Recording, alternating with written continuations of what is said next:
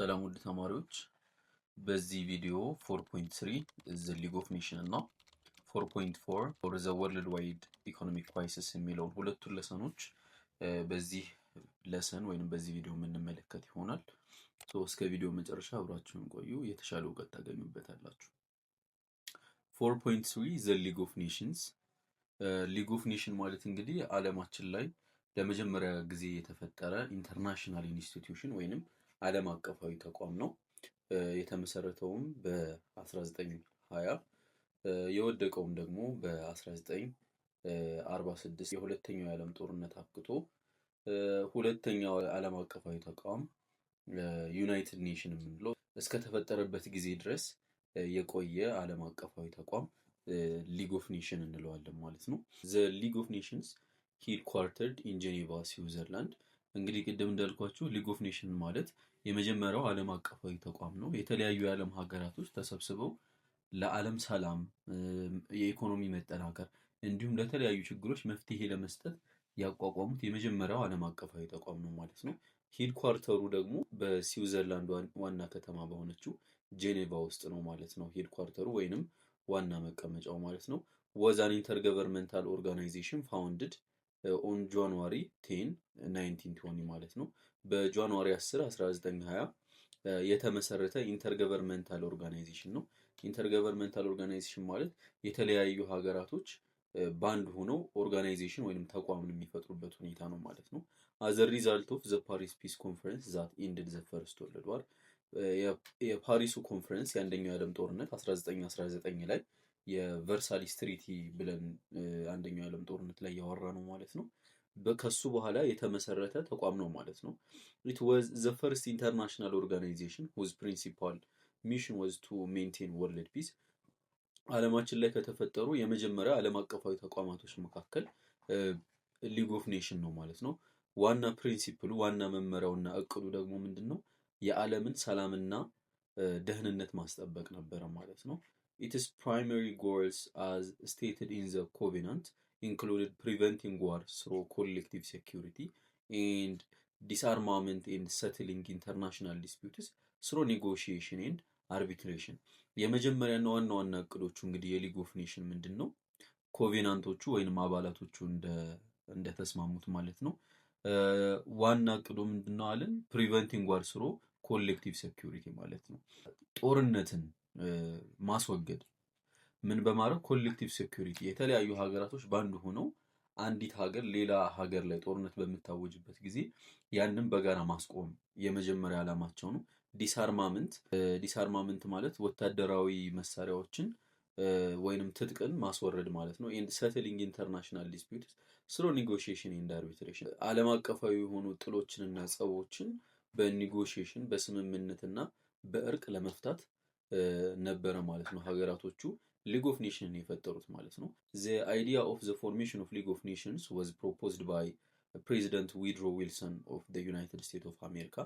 ሊግ ኦፍ ኔሽንን የመመስረት ዋና ሀሳቡን የመሰረተው በመጀመሪያ በዩኒት 4 የመጀመሪያ ቪዲዮአችን ላይ እንደተመለከት ነው የአሜሪካ ፕሬዝዳንት የነበረው ዊድሮ ዊልሰን ነበረ ማለት ነው ሀሳቡን ያመጣው። but the United States Congress was resistant to joining the League of Nations። ነገር ግን የኮንግረሱ የዩናይትድ ስቴትስ ኮንግረስ አልፈቀደም ነበረ፣ አሜሪካ የሊግ ኦፍ ኔሽን አባል እንድትሆን አልፈቀደም ማለት ነው። as doing so would legally bind the United States ማለት ነው። በዚህ አማካኝነት ኮንግረሱ ባለመፍቀዱ የተነሳ አሜሪካ ሊግ ኦፍ ኔሽንን አልተቀላቀለችም ማለት ነው። to intervene European conflict በዩሮፕ ሀገራቶች ጸብም አሜሪካ ጣልቃ እንዳትገባ ኮንግረሱ ከልክሎ ነበረ። in the end the United States did not join the League of Nations። በተመጨረሻ አሜሪካ እስከ መጨረሻው ድረስ ሊግ ኦፍ ኔሽንን ሳትቀላቀል ቀረች ማለት ነው። የሐሳቡ አመንጪ አሜሪካ ብትሆንም ነገር ግን ተቋሙን አልተቀላቀለችም ማለት ነው። ለምንድን ነው ስንል በሰዓቱ አሜሪካ ይሄ አይዞሌሽኒዝም የሚባል አይዲዮሎጂ ነበራት። በሌሎች ሀገራቶች ጣልቃ ያለ መግባት፣ ኢንተርናሽናል ወይንም ዓለም አቀፋዊ የሆኑ ጉዳዮችን ወደ ጎን ትታ ዶሜስቲክ ወይንም ሀገር ውስጣዊ ጉዳዮች ላይ ብቻ ትኩረት እንድታደርግ ኮንግረሱ ተስማምቶ ስለነበረ ወይም ያንን አይዲዮሎጂ ይከተሉ ስለነበረ ማለት ነው። ዘ ሊግ ዋዝ ኮምፖዝድ ኦፍ ዘ ጀነራል አሴምብሊ ዊች ኢንክሉድድ ዴሊጌትስ ፍሮም ኦል ሜምበር ስቴትስ። ሊግ ኦፍ ኔሽን የምንለው እንግዲህ ጀነራል አሴምብሊ ያለው ዋና ዋና ተሰብሳቢ ሀገራቶች ማለት ነው።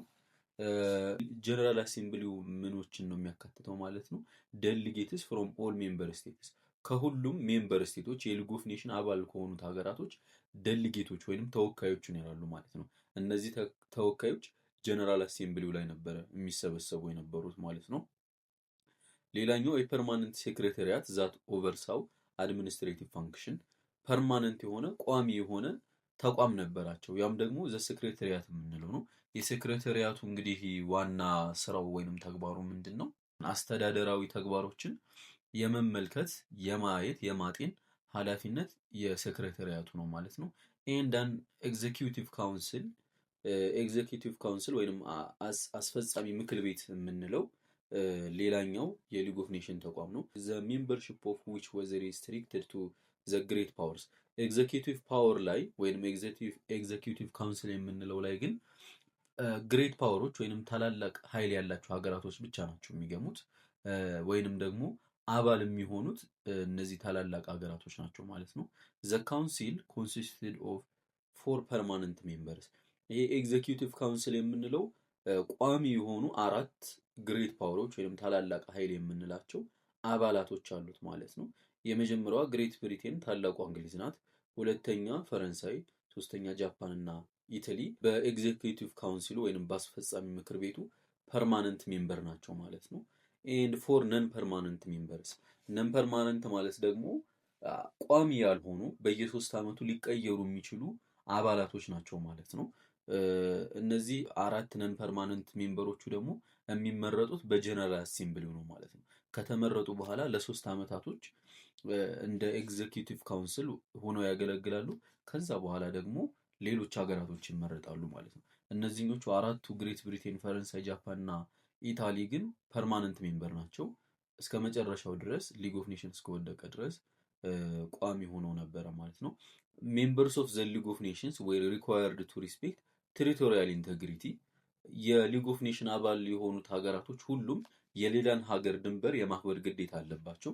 በተጨማሪም የሌሎች ሀገራቶችን ሶቨርኒቲ ወይም ሉዓላዊነትም የማክበር ግዴታ አለባቸው። ኦል ኦፍ አዘር ኔሽን ስቴትስ ኤንድ ቱ ሪናውንስ ዘ ዩዝ ኦፍ ትሪት ኦፍ ሚሊታሪ ፎርስ አዝ ሚንስ ኦፍ ሪዞልቪንግ ኢንተርናሽናል ኮንፍሊክት ማለት ነው። ሶ በሌሎች ሀገራቶች ድንበርና ሉዓላዊነት የትኛውም ሀገር ጣልቃ አይገባም ማለት ነው። ሶ ጣልቃ የሚገባ ከሆነ ደግሞ ምን ይደረጋል ማለት ነው? እርምጃ ይወሰዳል ማለት ነው። የሊግ ኦፍ ኔሽን ዋና ዓላማውም እሱ ስለሆነ ማለት ነው። ዘ ሊግ ሶት ቱ ፒስፉሊ ሪዞልቭ ቴሪቶሪያል ዲስፒዩትስ ቢትዊን ሜምበርስ ኤንድ ወዛን ኢን ሰም ኬዝስ ሃይሊ ኢፌክቲቭ ማለት ነው። እንግዲህ የሊግ ኦፍ ኔሽን የተለያዩ ጥሎችን በሀገራቶች መካከል የተደረገ የድንበር ጥላቻን መቅረፍ ችሏል ማለት ነው። አንዳንድ ሁኔታዎች ላይ በተለይ ኢፌክቲቭሊ በሚባል ደረጃ ማስቆም ችሏል ማለት ነው። ፎር ኢንስታንስ ኢን 1926 ዘ ሊግ ኔጎሽየትድ ኤ ፒስፉል አውትካም ቱ ዘ ኮንፍሊክት ቢትዊን ኢራቅ ኤንድ ተርኪ ኦቨር ዘ ፕሮቪንስ ኦፍ ሞሱል ማለት ነው። በ1926 እንግዲህ በኢራቅ እና በቱርክ መካከል በተደረገ የድንበር ጥል እሱን ሰላማዊ በሆነ መንገድ መቅረፍ ችሎ ነበረ ማለት ነው ሊግ ኦፍ ኔሽን። ሲሚላርሊ ኢን ዘ 1930s it is successfully mediated a resolution to broader dispute between ኮሎምቢያ ኤንድ ፔሩ ማለት ነው። በ1930 በኮሎምቢያ እና በፔሩ መካከል የተደረገ የድንበር ጥላቻ ነበረ። እሱንም በሰላማዊ መንገድ ማስቆም ችሎ ነበረ ማለት ነው ይሄ ሊግ ኦፍ ኔሽን። however the league ultimately failed to prevent the outbreak of the second world war ማለት ነው። ነገር ግን ዋና ዓላማውም የሳተ በሚመልክ መስሉ ዓለምን ከሁለተኛው የዓለም ጦርነት ማስቆም አልቻለም ማለት ነው። ከጥቂት ዓመታቶች በኋላ በ1939 ዓለም ሁለተኛው የዓለም ጦርነትን ጀመረች ማለት ነው። and has therefore been viewed as a largely weak, ineffective and essentially powerless organization ማለት ነው። በዚህ አጋጣሚ እንግዲህ ዓለምን ከሁለተኛው የዓለም ጦርነት ማስቆም ስላልቻለ ይሄ ሊግ ኦፍ ኔሽን ደካማ ኢንኢፌክቲቭ የሆነ ወይንም ደግሞ ተጽዕኖ ፈጣሪ እንዳልሆነ እንዲሁም ደግሞ ፓወር እንደሌለው ኃይል እንደሌለው የተለያዩ ሰዎች ሀሳባቸውን እስካሁንም ሂስቶሪካሊ ያቀርቡበታል ማለት ነው። ሶ ይህ ኦርጋናይዜሽን ወይንም ይሄ ተቋም ፓወርለስ መሆኑን ወይንም ደግሞ አቅም አልባ መሆኑን በተለያዩ ታሪካዊ ሁኔታዎች መመልከት እንችላለን። የመጀመሪያው ዘ ሊግ ፌልድ ቱ ኢንተርቪን ኢን ሜኒ ኮንፍሊክትስ ሊዲንግ አፕ ቱ ወርልድ ዋር ዘ ሰከንድ። ሊጉ እንግዲህ የተለያዩ ሀገራቶች በሌሎች ሀገራቶች ላይ ጥላቻን ወይንም ደግሞ ግጭትን በሚፈጥሩበት ሰዓት ማስቆም አልቻለም ነበረ ማለት ነው። ከዛ ውስጥ ዋናውና የመጀመሪያው ኢንክሉዲንግ ዘ ኢጣሊያን ኢንቬንሽን ኦፍ ኢትዮጵያ፣ ኢትዮጵያን ጣሊያን በ1935 አካባቢ ልትወራት ስትመጣ ማስቆም አልቻለም ማለት ነው። ይህ ሊግ ኦፍ ኔሽን የምንለው ተቋም ታስታውሱ ከሆነ እንግዲህ የኢትዮጵያ መንግስት በሊግ ኦፍ ኔሽን ትልቅ እይታ ነበረው ማለት ነው። ሊግ ኦፍ ኔሽንን ከጦርነት ያስቆመናል ብሎ ያስብ ነበረ። እንግዲህ ኢትዮጵያ የዚህ አባል የሆነችው ከ1922 ነው በታሪክ ስንመለከተው ማለት ነው። ዘ ስፓኒሽ ሲቪል ዋር ኤንድ ዘ ሰከንድ ሲኖ ጃፓኒዝ ዋር።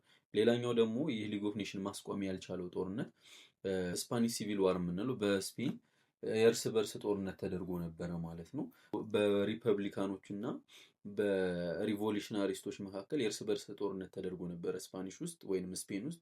ይህንን ማስቆም አልቻለም። ሌላኛው ደግሞ ማስቆም ያልቻለው እንግዲህ ዘሰከንድ ሲኖ ጃፓኒዝ ዋር ነው። በቻይና እና በጃፓን መካከል የተደረገውን ጦርነትን ማስቆም ባለመቻሉ እንግዲህ ይሄ ሊግ ኦፍ ኔሽን ደካማ መሆኑን ለዓለም አሳየ ማለት ነው። እንግዲህ እነዚህ ዘ ቢግ ፎር የምንላቸው ዋና ዋናዎቹ ፓሪስ ላይ ተሰብስበው የነበሩት ግለሰቦች እነዚህ ናቸው። ዘ ቢግ ፎር አት ዘ ፓሪስ ፒስ ኮንፈረንስ ማለት ነው ኢንክሉዲንግ ብሪቲሽ ፕራይም ሚኒስተር ዴቪድ ሎዋርድ ጆርጅ፣ የጣሊያ ፕራይም ሚኒስተር ቪትሪዮ ኦርላንዶ፣ ፍራንስ ፕራይም ሚኒስተር ጆርጅ ክለመንሹ እና የአሜሪካው ፕሬዚደንት ዊድሮ ዊልሰን እንግዲህ እነዚህ ናቸው ማለት ነው። እነሱን ማየት ትችላላችሁ። እነዚህ ናቸው ዘ ቢግ ፎር የሚባሉት ማለት ነው ሂስቶሪካሊ። ዞ ዘ ሊግ ሃድ ፌልድ ቱ ፕሪቨንት ዘ አውትብሬክ ኦፍ አናዘር ወርልድ ዋር ኢት ኮንቲኒውድ ቱ ኦፕሬት አንቲል 1946። ሊጉ ይሄ ሊግ ኦፍ ኔሽን የምንለው የሁለተኛ የዓለም ጦርነትን ማስቆም ባይችልም ነገር ግን የሁለተኛ የዓለም ጦርነት እስኪጠናቀቅ ድረስ ማለትም እስከ 1946 ነበረ ማለት ነው። በሌላ ዓለም አቀፋዊ ተቋም በዩናይትድ ኔሽን እስኪተካ ድረስ ማለት ነው። ሌላኛው የምንመለከተው ዋነኛ ሀሳብ ዘ ወርልድ ዋይድ ኢኮኖሚክ ክራይሲስ፣ ዓለም አቀፋዊው የኢኮኖሚ ውድቀት የምንለው በ4.4 ርዕሰ ክፍላችን እንመለከተዋለን። ዘ ወርልድ ዋይድ ኢኮኖሚክ ክራይሲስ ኦልሶ ናውን አዝ ዘ ግሬት ዲፕሬሽን፣ ዓለም አቀፋዊ የኢኮኖሚ ውድቀት እንግዲህ ሌላኛው ስሙ ዘ ግሬት ዲፕሬሽን ይባላል። ትልቁ የኢኮኖሚ ዝቅጠት ተብሎ ይጠራል። was the worst economic downturn in the history of the industrialized world። በጣም መጥፎ ከሚባሉ የኢኮኖሚ ውድቀቶች መካከል ይሄ ነው ማለት ነው። የኢንዱስትሪ አብዮት 18ኛው መቶ ክፍለ ዘመን ላይ ከተፈጠረ በኋላ የመጀመሪያው ግሬት ዲፕሬሽን የሚባለው 1929 ላይ የተፈጠረው የኢኮኖሚ ክራይስ ነው ማለት ነው። ኢት ቢጋን ኢን ዘ ዩናይትድ ስቴትስ ዊዝ ዘ ኒውዮርክ ዋል ስትሪት ስቶክ ማርኬት ክራሽ ኦፍ ኦክቶበር 1929። በ1929 የስቶክ ማርኬቱ በኒውዮርክ ውስጥ መውደቁን ተመልክቶ ነው ማለት ነው ይህ ኢኮኖሚክ ክራይስ የጀመረው አሜሪካ ውስጥ ነው ማለት ነው። ዘ ግሬት ዲፕሬሽን ሃድ ዳይቨስቴቲንግ ኢፌክት ኦን ካንትሪስ ቦዝ ሪች ኤንድ ፑር። እንግዲህ የግሬት ዲፕሬሽን ወይንም ታላቁ ኢኮኖሚ ዝቅጠት በደሃውም በሀብታሙም ሀገር ከፍተኛ ተጽዕኖ ነበረው። ፐርሰናል ኢንከም የግለሰብ ገቢ፣ ታክስ ሬቬኒው ይሄ ታክስ ወይንም ቀረጥ የምንለው ነገር፣ ፕሮፊት ትርፍ ኤንድ ፕራይስስ ድሮፕን ማለት ነው። ዋጋዎችን በጣም ወድቀው ነበረ። እነዚህ ነገራቶች በጣም ወድቀው ነበረ። ዋይል ኢንተርናሽናል ትሬድ ፕለጅድ ባይ ሞር ዛን 50%። ነገር ግን ዓለም አቀፋዊ የንግድ ሂደት ግን ከነባራዊ ሁኔታ በ50% በጨመረ ሁኔታ ነበረ ማለት ነው ይካሄድ የነበረው። አንኤምፕሎይመንት ኢን ዘ ዩናይትድ ስቴትስ ሮዝስ ቱ 25% ኤንድ ኢን ሰም ካንትሪስ አዝ ሃይ አዝ 33%። አሜሪካ እንደምሳሌ ብንመለከታት 25% የሚሆነው ህዝብ ስራ አልነበረውም። ለምሳሌ ከመቶ ሰዎች 25ቱ ሰው ስራ የለውም ማለት ነው። እንደውም በአንዳንድ ሀገራቶች ከመቶ ሰው 33ቱ ሰው ስራ የለውም ወይንም ስራ አጥ ነበረ ማለት ነው። ሲቲስ ኦል አራውንድ ዘ ወርልድ ዌር ሂት ሃርድ ስፔሻሊ ዞስ ዴቨሎፕመንት ኦን ሄቪ ኢንዱስትሪ ማለት ነው። በሁሉም ከተማዎች እንግዲህ ህይወት በጣም ከብዶ ነበረ ማለት ነው በዚህ ሰዓት። በተለይም ደግሞ በኢንዱስትሪ ዲፔንደንት የሆኑ ሀገራቶች ላይ የከፋ ተጽዕኖ ነበረው። ኮንስትራክሽን ወዛ ቨርቹዋሊ ሄልትድ ኢን ሜኒ ካንትሪዝ። ይሄ የግንባታው ስርዓት በብዙ ሀገራቶች አደጋ ላይ የወደቀበት ታይም ነበረ። ፋርሚንግ ኮሚኒቲስ ኤንድ ሩራል ኤሪያስ ሰፈርድ አስ ክሮፕ ፕራይስስ ፌል ባይ አባውት 60% ማለት ነው። የግብርና ውጤቶችን ወይንም በግብርና የተሰማሩ ግለሰቦችም ዋጋቸው በጣም ወደቀ ማለት ነው። ያ ማለት 100 ብር ይሸጥ የነበረው እቃ ከዲፕሬሽኑ በፊት አሁን ላይ በ40 ብር ሆነ ማለት ነው የሚሸጠው። ኦቨር ዘ ኔክስት ሰቨራል ይርስ ኮንሱመር ስፔንዲንግ ኤንድ ኢንቨስትመንት ድሮፕድ። ለብዙ አመታቶች በሚባል ደረጃ የተጠቃሚውና ኮንሱመር ስፔንዲንግ የተጠቃሚ ወጪ የኮንሱመር የምንላቸው ገዢዎቹ ናቸው እቃን የሚገዙት፣ እንዲሁም ደግሞ ኢንቨስት የሚያደርጉት ግለሰቦች የተሳለጠ አልነበረም ማለት ነው፣ የተናበበ አልነበረም። ከዚንግ ስቴፕ ዲክላይን ኢን ኢንዱስትሪያል አውትፑት ኤንድ ኢምፕሎይመንት አት ፌሊንግ ካምፓኒስ ሌድ ኦፍ ወርከርስ ማለት ነው። በጣም ብዙ ካምፓኒዎች ምንም አይነት የተስተካከለ አቋም ላይ ስላልነበሩ የተለያዩ ሰራተኞችን ያባሩ ነበረ ማለት ነው። ባይ 1933 when the Great Depression reached its lowest point በ1933 የግሬት ዲፕሬሽን የምንለው ወይም ታላቁ ኢኮኖሚ ዝቅጠት እየቀነሰ በመጣበት ሰዓት እና ዝቅተኛ ደረጃ ላይ በደረሰበት ታይም some 15 million Americans were unemployed and nearly half the country's banks had failed ማለት ነው። 15 ሚሊዮን የሚሆኑ አሜሪካውያኖች ስራ አጥ ነበሩ ማለት ነው። እንዲሁም ደግሞ ከአሜሪካ ላይ ከነበሩ ባንኮች መካከል ግማሹ ያክል ፌል አድርጎ ወይንም ወድቆ ነበረ። እዚህ ላይ ለግሬት ዲፕሬሽኑ ምክንያት የነበሩትን ነገራቶች ነው የሚያሳየን መጽሐፋችን።